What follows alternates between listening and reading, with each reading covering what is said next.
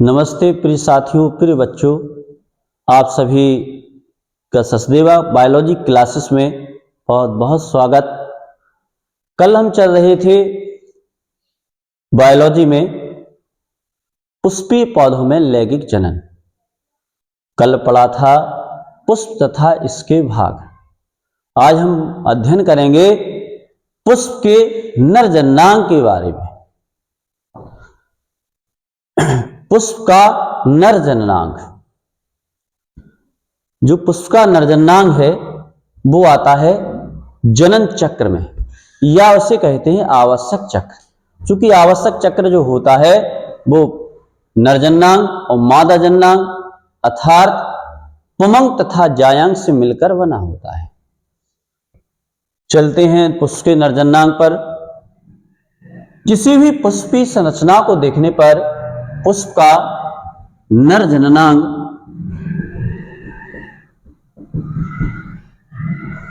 पुमंग कहलाता है। किसी भी पुष्पीय संरचना को देखने पर पुष्प का नर जननांग पुमंग कहलाता है। पुमंग की इकाई को पुंकेसर कहते हैं। पुमंग की इकाई को पुंकेसर कहते हैं। पुंकेसर की संरचना को देखने पर पुंकेसर दो विशिष्ट भागों से मिलकर बना होता है। जो पुमंग की इकाई है पुंकेसर की संरचना को देखने पर पुंकेसर दो विशिष्ट भागों से मिलकर बना होता है।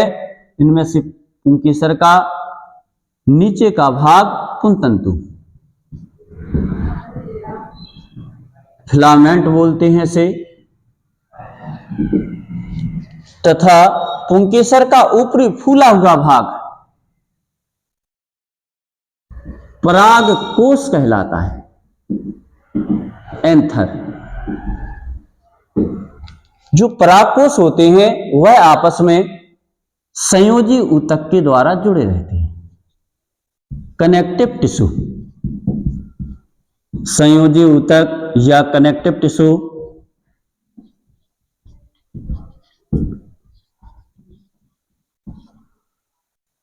किसी भी पुष्प की संरचना को देखने पर पुष्प का नर जननांग पुमंग कहलाता है। पुमंग की इकाई को पुंकेसर कहते हैं।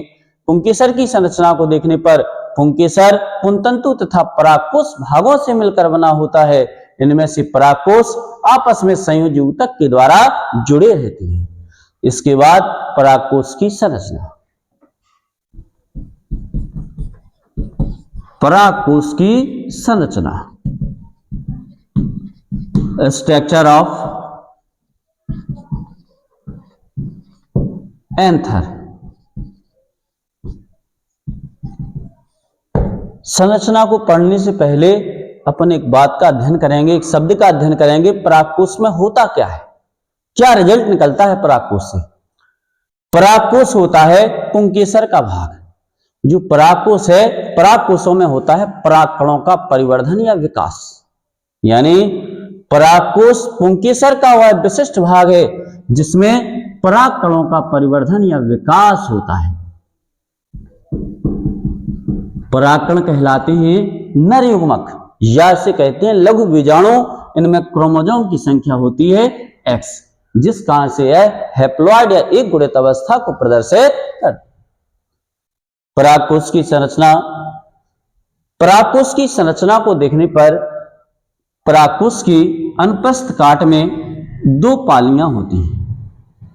परागकोश की संरचना को देखने पर इसकी अनुप्रस्थ काट में दो पालियां होती हैं। प्रत्येक पाली में दो दो लघु बीजाणु धानियां पाई जाती हैं। प्रत्येक पाली में दो दो लघु बीजाणु धानियां पाई जाती हैं। प्रत्येक लघु बीजाणु धानियों में अनेकों लघु बीजाणु मात्र कोशिकाएं होती हैं। जो लघु बीजाणु मात्र कोशिकाएं होती हैं, यानी ये है लघु बीजाणु धानी। लघु बीजाणु धानी, इस लघु बीजाणु धानी में अनेकों लघु बीजाणु मात्र कोशिकाएं पाई जाती हैं। लघु बीजाणु मात्र कोशिका, पूरी बायोलॉजी में जहां भी मात्रकोश का शब्द आए समझ लेना वहां पर गुणसूत्रों की संख्या 2x। क्रोमोजोम द्विगुणित हैं, क्रोमोजोम की संख्या 2x है। लघु बीजाणु मात्रकोश का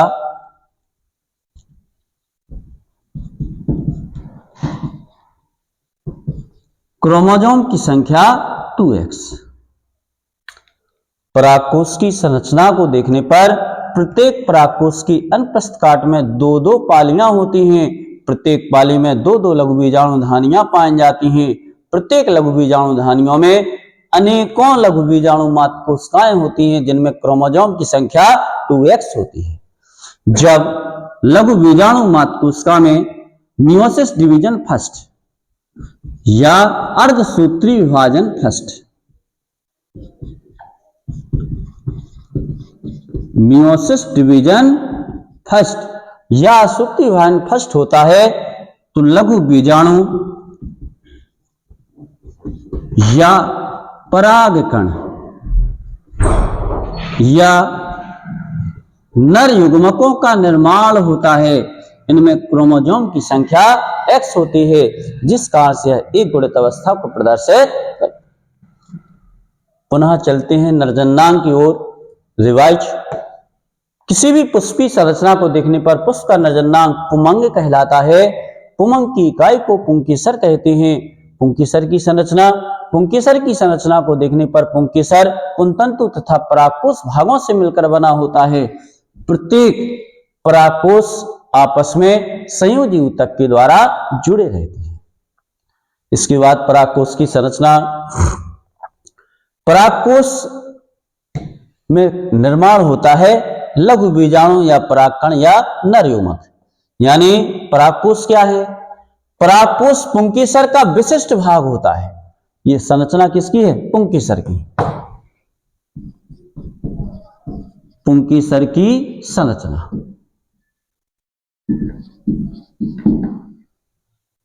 परागकोश किसका भाग है?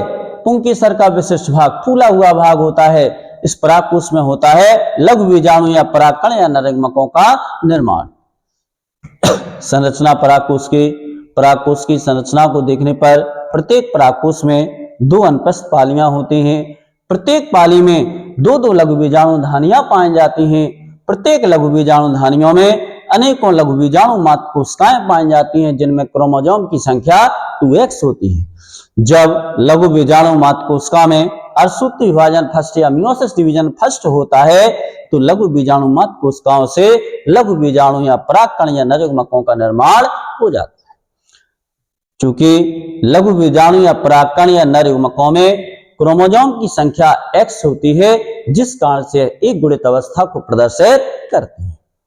इसके बाद आगे का जो लेखन है, पढ़ाई है अपनी, तो अगले लेक्चर में होगी। और लघु बीजाणु से अपन जो लघु बीजाणु से निर्माण होता है, जब लघु बीजाणु विकसित होते हैं तो यह विकसित होते हैं नर युग्मकों में, मेल गैमेटोफाइट।